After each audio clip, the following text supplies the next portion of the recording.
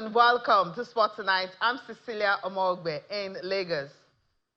Sport greetings to you wherever you are in the world watching us in London.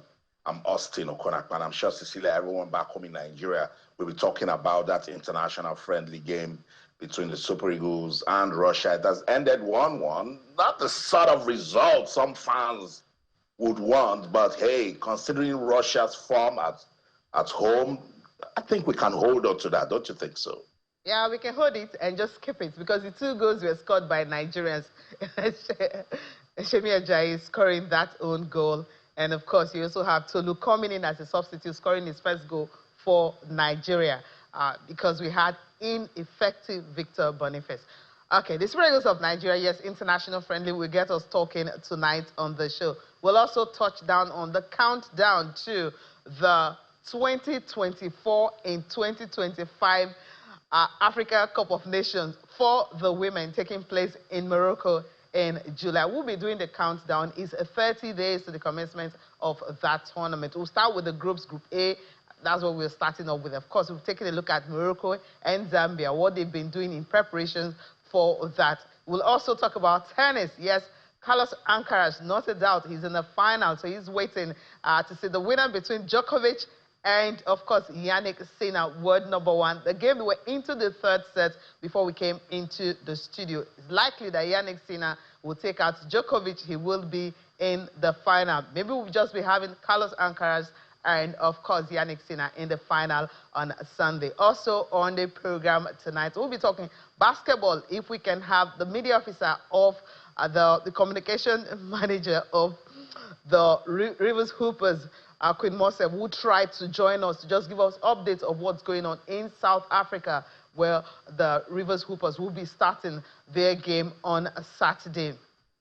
It's a loaded one, and tonight on the show. And of course, well, Akiode, it's been a while I've seen him. He's right here in the studio with me, joining us on the show. We're talking about Super Eagles, of course. Another, someone from London will also be joining us. Shola will be joining us to talk about the Super Eagles tonight. We're starting off with the Super Eagles.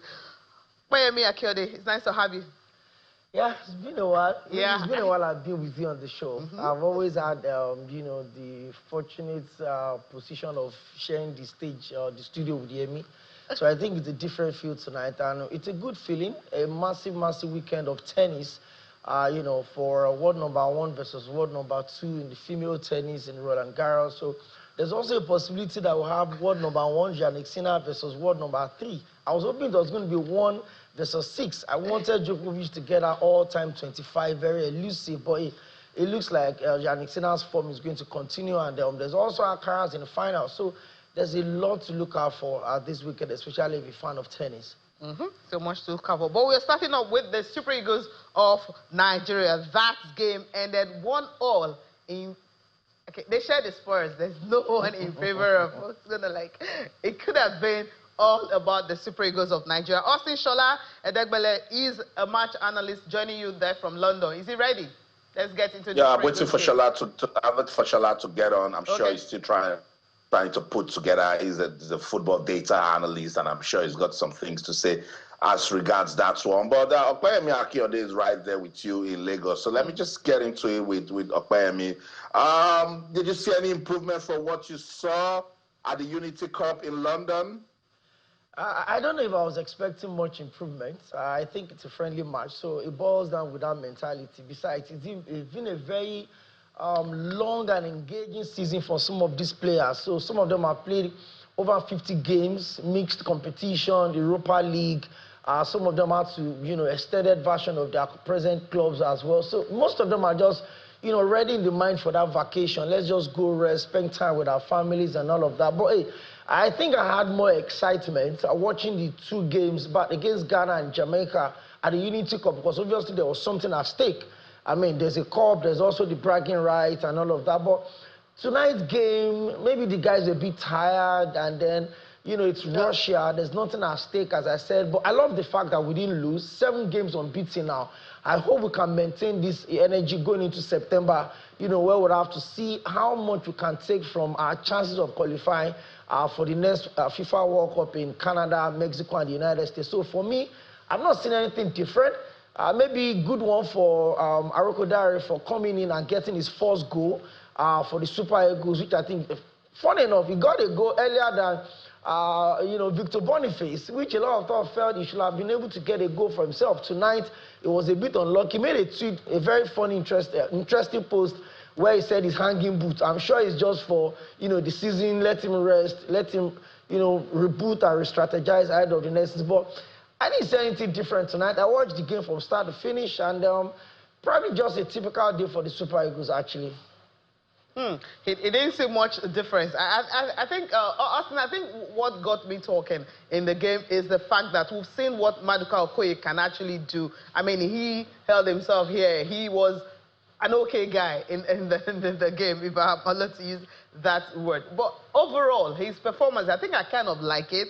And I know that, okay, that's, yes, there was sometimes he spilled the ball. There were some saves he also made, in the game. And you mentioned Tolu also. I think I'm happy that Tolu, when he came on as a sub, when Victor Boniface was taken, I'm like, finally, let him just go out and relax and see what someone else can do. And the interception that he did, and then when he went on to score the goal, shows, this is someone who understands what it means to be a striker, literally, because what can he, if you can't carry the form you're having from your club into the national team, is as good as maybe you're not good enough for the national team. Because this guy, 43 games this season, 23 goals, and of course he came into the Super Eagles, scoring that goal for the team, helping us to understand that yes, we can't lose to Russia. It may not be nothing at stake, but the technical ability and everything the coach needed to see, he's been able to see it in this particular game, Austin. Well, I think it's still work in progress. And unfortunately for Victor Boniface, there's so much competition in that position where he plays. So if you're getting opportunities and you're not taking it, then when you're out of the team tomorrow, nobody's going to ask questions. You talked about Maduka Okoye. I was speaking to a friend who is a coach, and he said good defenders make good goalkeepers. When you take a look at the defense line today, if not for that error that can happen to anyone, I thought Trust Ekong and Semi Ajayi really did well. And if you check the two guys at the wings also, they did the link-up play so well. They knew how to track back, talking about Bruno Onyemachi, and of course, Bright Osai Samuel. So there was some level of stability. What was missing is that coordination play that I always talk about from midfield to attack, and that's why they didn't create loads of chances. But shout out to Tolu Arokodare. This is what I'm talking about. When you get a chance, take it. Yeah. You could see a bit of the high press and intensity game that Coach Eric Shell is always talking about. What are we doing with the ball when we don't have it? Remember, we didn't have the ball, and they were able to lock up in the way that showed that they were attacking properly. And so goalkeeper didn't know where to put that ball. Tolu got it, and look at how he finished. I described it as an intelligent goal. Yeah, that's what we're talking about. When you get those sort of opportunities, as a striker, you take it, because some strikers, easy peasy, would not be anticipating that ball, and then when it comes to them, they start thinking. But the man knew where he wanted to place it. The interception, it was fast, it was and he finished it off so well. I was expecting so much from Dele Fisayo Bashiru. I like him because it's sort of a breath of fresh air to the team. But he didn't really show it today. And that's what happens when you've been missing from the national team for some time. When you come back, you need some time to breathe, to acclimatize. Particularly that opportunity, that chance he got, I was expecting him easy peasy to finish it. But instead of me saying, okay, yeah, he didn't finish it well, let me say it was a good save from the goalkeeper. That's football for you. Shola Edegbele joins me live on the show now. He's right here in London. Shola, good evening. Welcome to Sports Tonight. Good evening, Austin, and thank you for having me on the show today. Always. And whenever I see you wear your Super Eagles outfit, I know that, yeah, you're repping them big time. What sort of football match was it against Russia? It was a good result. I mean, this is a team that's played the last 7 games and won 7 games. They've scored 36 goals, conceded 0.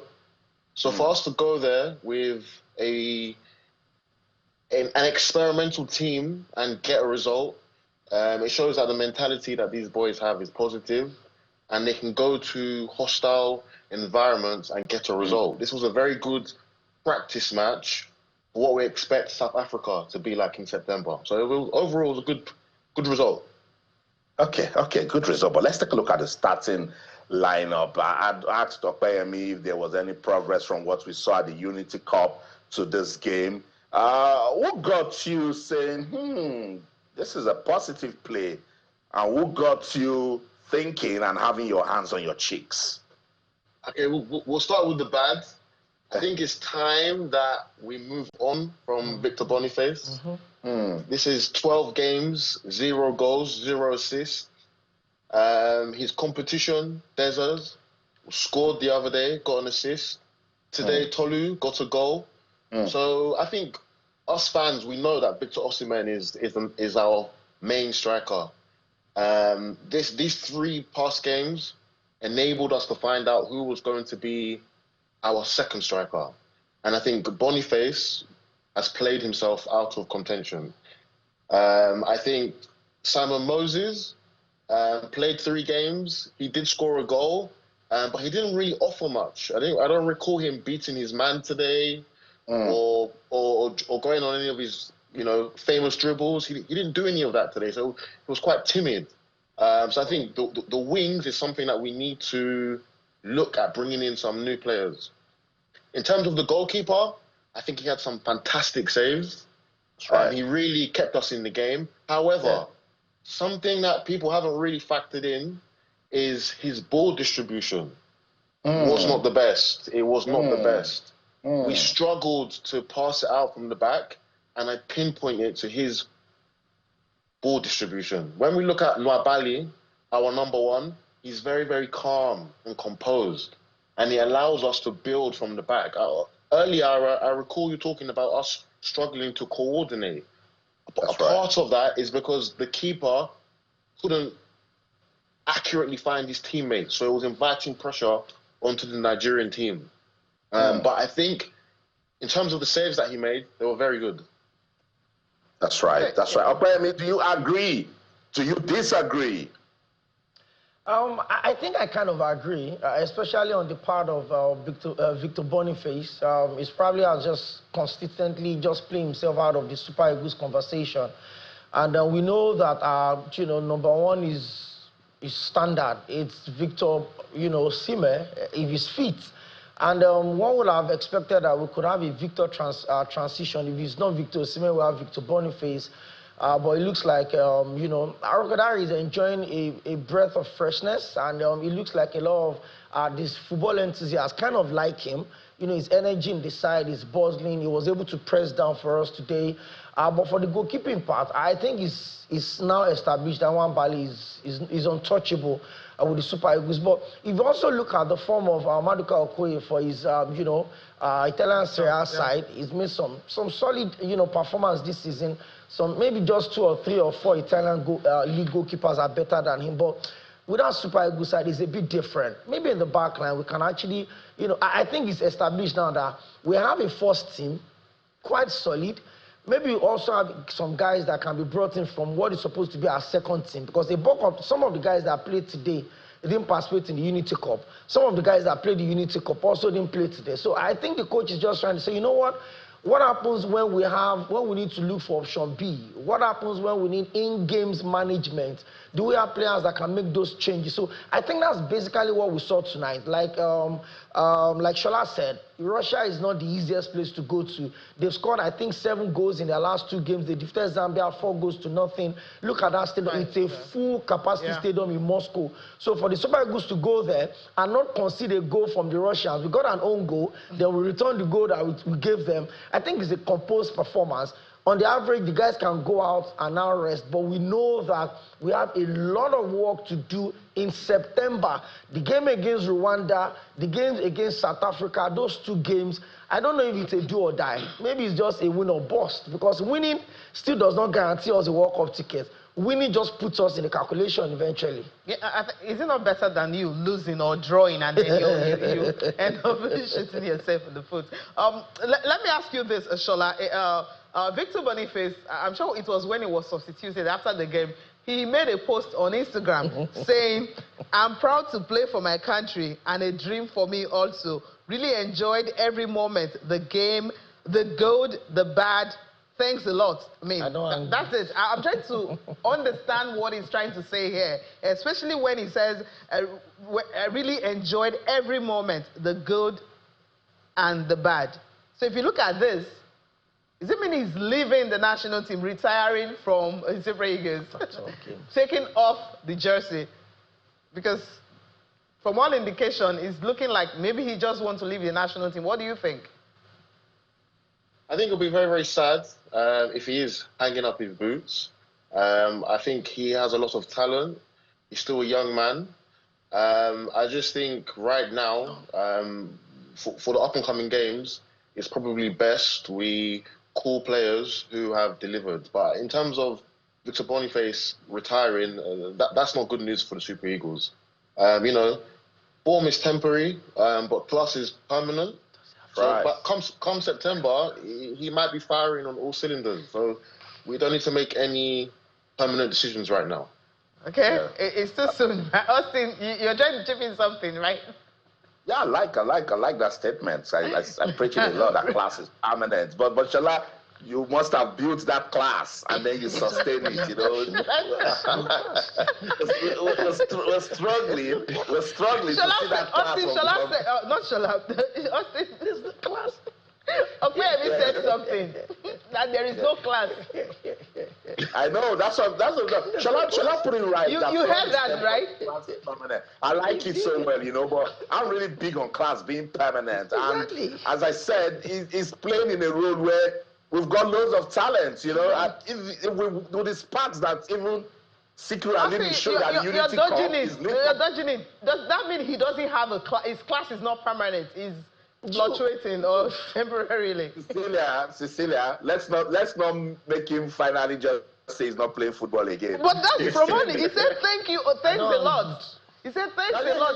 He has enjoyed the bad and the good. I think Victor Boniface needs to rediscover himself. As Shala said, he's still young, he's talented. Okay. He should get serious. Yeah. It's a serious business, you know, particularly national team football. It's no joke, okay? Because you don't spend the sort of time you spend with your club, with your country. So when you come into your country, you are giving 100%, particularly where our country's football is at the moment. We cannot take chances. We cannot we cannot say, oh, we are waiting for who will get 10 chances and score 1. We want to get 10 chances and score 8. Look at what Tolu did today. If he did not take that chance, he would have finished Russia 1, Nigeria 0. So that's just the situation, you know, to say that. I don't know if we've got some time or we go on a quick break now, but Shala, I must say thank you. Thank you so much for your time on the show. This is just more than enough. It's a draw game. We'll keep it. And I'll talk to you again some other time. Thank you so much. Thank you for having me. Awesome. That's Shola Idegbele speaking to us right here in London. Sports Tonight on Channels Television. Let's go on this quick break. When we come back, there's still so much more. There's basketball and there's more football also. Don't go anywhere. Stay.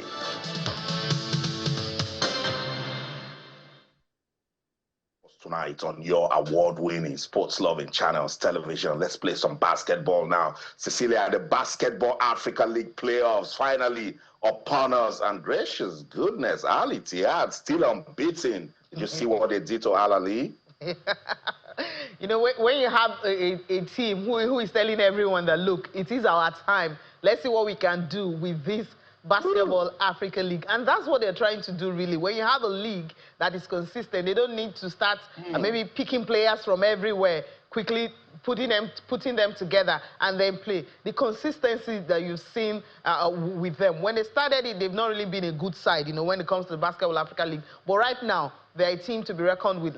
For Rivers Hoopers, they already had their squad ready, the team that will be, you know, in action on Saturday. And precisely the teams that will be in action, or the players that will play this playoffs in Pretoria, South Africa. We'll start off with the centers. Of course, we have the usual suspect, and there is a new name among them. So in the center, these guys are the ones. David Ike is here, Samuel Sani also. Jinka Galba, this is a new guy. He's a Nigerian. He plays in Rwanda, so he was just newly brought into the team to try and show the defensive line. Peter Olisameka, of course, you know, Olisameka, there's a name we call him. I remember I'll mention that name. So he has been a force to be reckoned with when it comes to Rivers Hooper. So let's take a look at other position. You have Kelvin Amayo, of course, he's a regular. Manzi Shamba is another player who just joined there. Michael Kiki, another regular. Ahmed Doumbia, this is the player they got from France. He plays in the French league. He is joining the team to also help in defense. Ifeanyi Koko Jr. in the forward, as one of the forwards. Madut Akek, Rafael Putney, of course, one of these players that were brought in earlier during the Kalahari conference, and Buchi Uwanwu. So these are the players, the roster for Rivers Hoopers. And of course, on Saturday, that's when they will start the campaign to see if they can go a step further from what they did in the last season. That was season 4. This is season 5. This is taking place in South Africa, in Pretoria. And of course, Rivers Hoopers are ready to roll. I think they are ready. I'm always super excited when I see Amayo and Okiki. They give some form of solidity to the team. Yeah. Pretty experienced they've been with the boys. And I think at the start of this round, we had the media manager, that's Musef. I think I was on the show the night she also came in, and then she was like, oh, we should manage our expectations, that the last time we overshot our, and I'm like, yo, I think we've got enough talent to decide.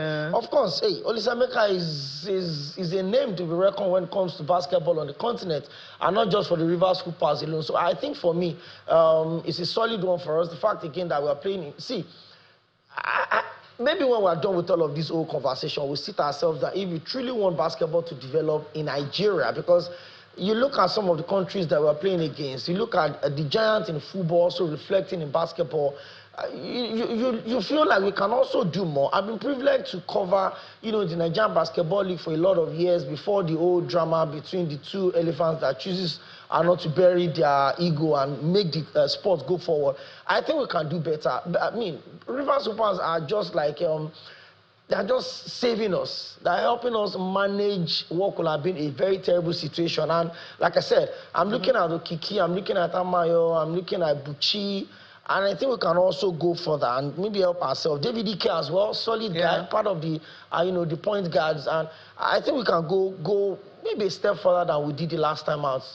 Yeah, maybe we can go a step further. Kevin Amayo that you mentioned, when they played last year, the BAL last year against the same US Monastir, it ended 92-88, and he was at the forefront of that in the quarterfinals. He had 18 points, 6 rebounds, and 10 assists. So that was his performance. So hopefully he can also be in the forefront when they take on USM, on Saturday, starting the playoffs in the quarterfinals series. Right, that's it for basketball. Also, you want to add something for the Rivers Hoopers? We're just wishing them all they can get and see if they can win it. It's possible, right? We'll celebrate.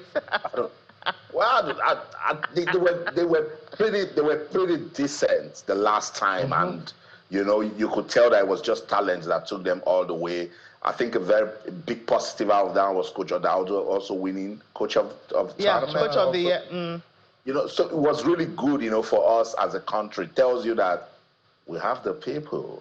It's the leadership that's the problem, So with this time, I want to bring it down a bit because I've just looked at the roster. Apart from Kelvin Amayo and about 2 names, you struggle. So you see now that it is cut and join. If you go look at the USM team, even look at this Al Ali team from Libya, I could still see about 6 faces from the last BAL. USM team is like their national team. And that's consistency right there. Go look at what Al Ittihad seem to be doing. Egypt has made it a national project. So I want to wish Rivers Hoopers all the best. As Akpayemi said, and I said it yesterday on the show also, that they are just doing their bit to remind the administrator that basketball is still in this country. What are you people doing? All the best, Rivers Hoopers. Yeah, I know what they're doing. They are waiting for election, trying to change the electoral process and see if someone can come back a 3rd term or something like that. There are a lot going on the ground. Everyone is waiting for the elections. So we just hope the right person will get in and we can start having a usual league that we used to have back in the days. We're waiting, anticipating when that will happen. God help us. Okay. We'll see. Let's talk athletics. I mean, we're just going to be talking about the sports that we used to enjoy and we no longer enjoy simply because the grassroots is dying. Kudos to all those who are trying as much as possible to keep it going. Making of champions, for instance, they are doing a wonderful job. I mean, because of them, we've got what we know as grassroots. Lagos State also is doing a lot when it comes to athletics. Talking about track and field. Now, this one happens to be a one-day United Athletics series hosted right here in Lagos. So you have over 500 students from schools across the local government and local council development areas of Lagos taking part in this series. I mean, it's put together by Culture Rush, collaboration with school games. So they're trying as much as possible. Lagos State Sports Commission is trying to discover talent in track and field and also that will represent Lagos. And usually when Lagos discover these athletes, other states come and, you know, they poach them and they represent them at the National Sport Festival. They get all the gold. And so they're trying to also do this. But this series took place at a Unilag, you know, Unilag Sports Center. We saw different athletes actually competing in the 100 meters, the 200 meters, the 400 meters, the 4x400 meters relay. You also had the long jump for both boys and girls category. So this is something that we really want to see. The fact that they are partnering with the Lagos State Sports Commission and also the State Universal Basic Education Board.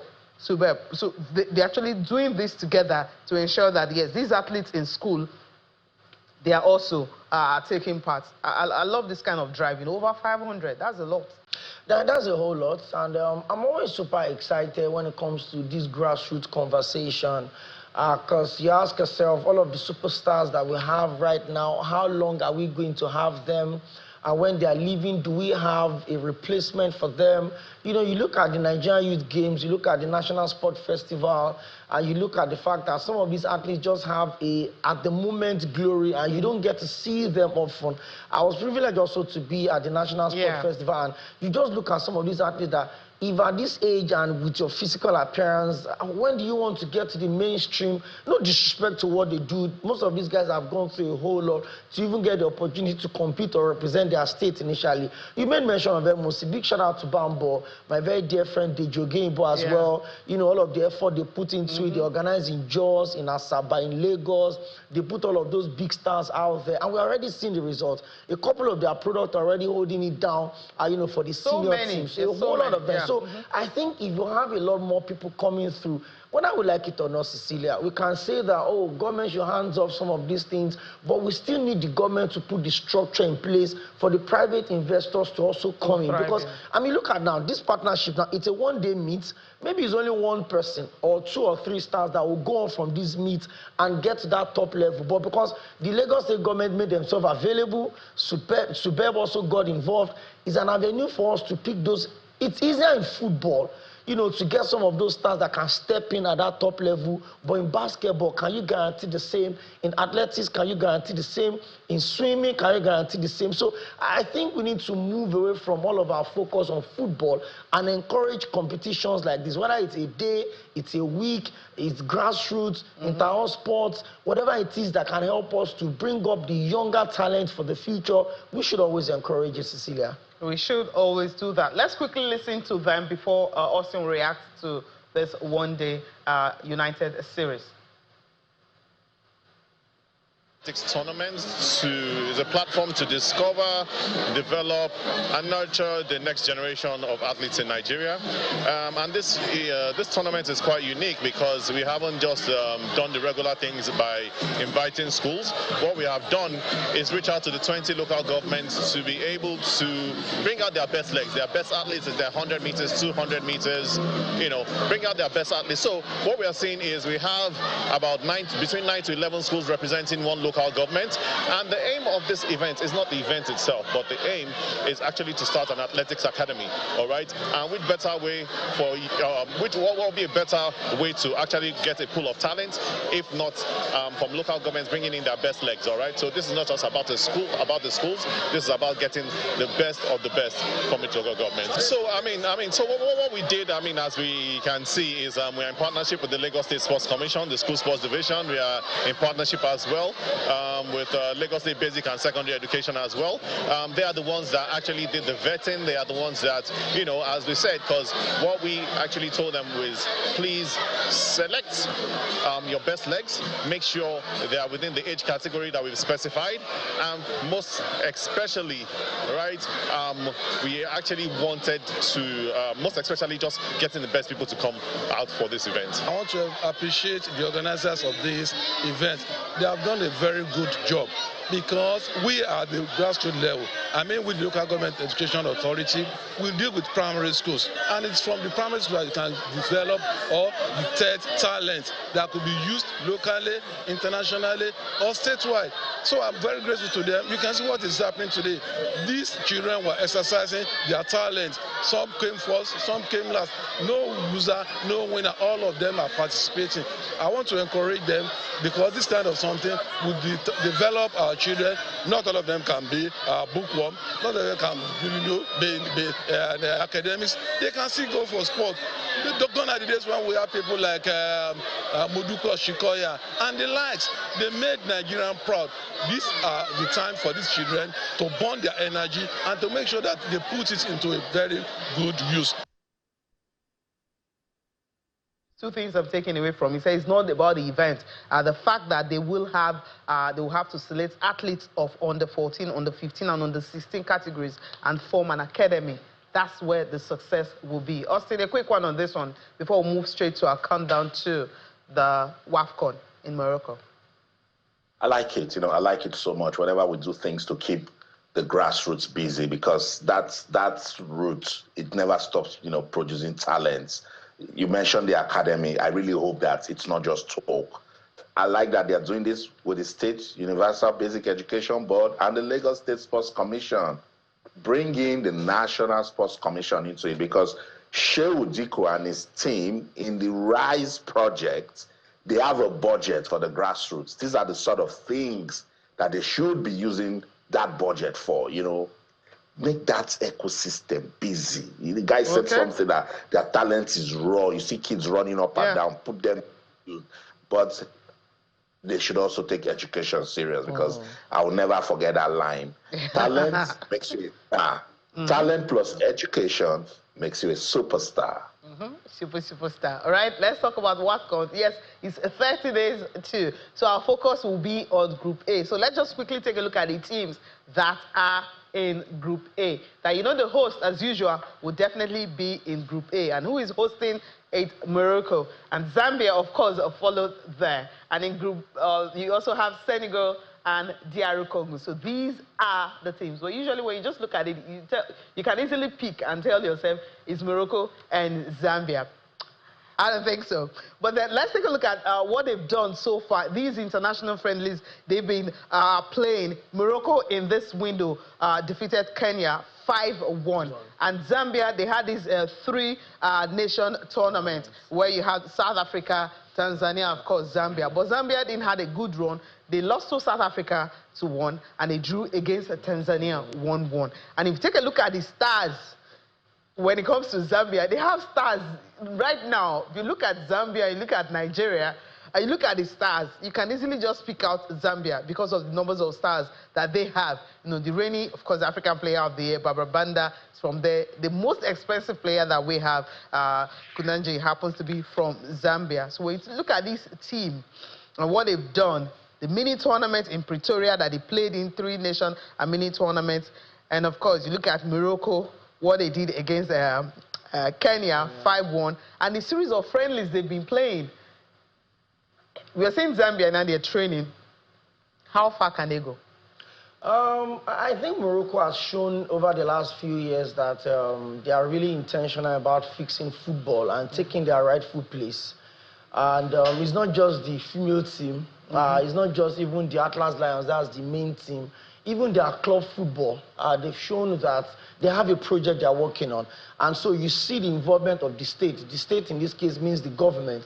So it's a quick fix. Morocco are always available. They have the facilities. They've helped CAF to stand in when the host nation have failed to live up to their preparations. So they've shown that they have the facility, and now they are moving from the stage of the facility. So you know what? We're not just giving Africa the facility, we're also giving Africa the material. We're showing that, hey, we can actually not just host to participate, we want to host to win. And I'm really excited that the opening game is between Morocco and Zambia, which for me is even a sweet feeling, actually. Because you look at Morocco, you look at their performance in the women's league, you also look at their performance in the men's league as well. I think for me, Morocco are hot favorite going into this one. You talked about stars. Cecilia, stars don't play football anymore. I mean, you see situations where even the on-stars, in quotes, want to prove to the big stars that they deserve to also share the big stage. Let's see what they can do. But they have a Jorge Vilda who led Spain to the World Cup, you know, in 2023. Austin, let's quickly talk about Ange Postecoglou before we talk about tennis, right? I mean, he says he's been fired just 16 days after he won, you know, Tottenham first trophy in 17 years. But he's been fired, and he says, well, he's proud of what he did. They finished 17th. That's the lowest ever in the Premier League since the year they were relegated. I was really looking at this story, and I'm saying the Tottenham really do the right things. Yes, they are pretty disappointed with how they finished, but come on, Ange weathered the storm. Ange created something for this team, you know. Yeah, there were cracks and all of that, but I feel they could have just kept it for just one more season. And he had already told us that season 3 series. Season the best 3, part. yeah, is better than season 2. And I thought with that statement, he had already kept his job. But hey, the owners of the club, I'm sure they know what they want, and they're thinking that that he cannot take them to where they want with the club. So it's tough. Cecilia, coaches are hired to be fired. I would say that. But I like what Ange did. If you put him side by side with Ruben Amorim, I think he did better. If I don't want to call, some people will say, yes, they didn't play in the Champions League, but he's lifting the Europa League trophy. And Mikel Arteta hasn't done that. So Tottenham will still go get a manager and start building again. And it means some players will also just find a way to. But hey, I'm sure Ange expected it. Whether he wins or not, he knew that it wasn't a performance that was worthy enough to keep him, Cecilia. He wasn't at all. My United fans actually laughing here. I mean, you have a coach who's actually enjoying the luckiest coach in the world right now. We know who he is, so he's enjoying everything. Discussion for another day. Let's quickly talk tennis. So we have, it's all set. Yannick Sinner, you wanted that. Austin also mentioned that, but he actually, he loves upset. Maybe he was teasing towards Djokovic, I don't know. But Djokovic has been beaten in 3 sets. I know.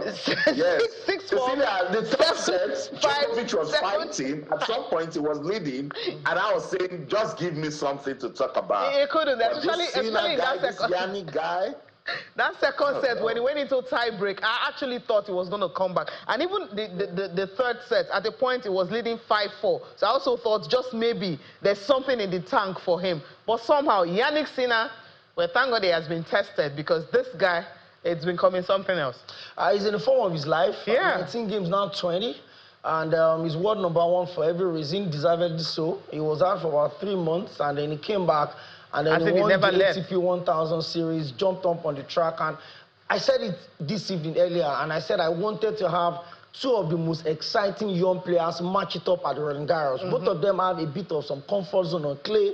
But of course, it looks like Alcaraz is the heir apparent to the throne that Rafael Nadal is leaving behind. And he's also building 2 young guys coming through the system. No disrespect to Novak Djokovic. I think he wanted that 25th Grand Slam title so bad, but I'm not sure it's going to. I'm very sure it's not going to happen this time around. As I'm seeing world #1 versus world #2 in the female tennis in Zabalenka and Coco, I'm also seeing the same balance in the men's tennis. So let us have the young blood. No disrespect to Novak Djokovic. I've always said it that some superstars, they get to a point that they deserve the right to choose when to take a bow. So we're not going to say Novak Djokovic should take a bow, no. But these young guys are coming through the system to break the control of Rafael Nadal, Novak Djokovic, and what's the other guy now? I'm sorry. I remember his name now. Rafael Nadal, Novak Djokovic, Roger Federer. Roger Federer, Andy thank Murray. you. These guys have held it for more than 12, 15 years. So the young boys are saying, you know what? Leave the stage. You cannot be Messi, Ronaldo. You want him to retire? You want Djokovic to retire? I won't Is that tell what him you're to saying? retire, but sometimes it's best when you leave when the ovation is loudest. I'm not Alcaraz, neither am I Jannik Sinner. I'm just saying that the young bloods are coming through. It will have been 38 years in Novak Djokovic and 21 or so of Alcaraz. Yeah. There probably wouldn't be that much balance, but let us have two young bloods. Their blood, they hot. Let us see it on It's Sunday. really hot because in the past 6 Grand Slams, they shared it among them. And so it means, and if you check what happened last year in the semi-final, Alcaraz bested Sinner and that 5-set thriller in the semi-final before he went ahead to win Roland Garros last year. So we're having defending champion in the men here, but defending champion for the women, Iga Swiatek, is out. She's out. So we'll see what's going to happen on Sunday. Austin, do you want to put your money somewhere before we go? Because we need to leave. Is it in your pocket Cecilia, or where? we are going to, one thing I know for sure, we're going to have a tantalizing final match. Solid. Between Carlos Alcaraz and Jannik Sinner. Carlos Alcaraz needs to go speak to Rafael Nadal and say, give me some of the clay power. Because this Jannik Sinner guy, I just don't know the sort of tennis he's playing at the moment.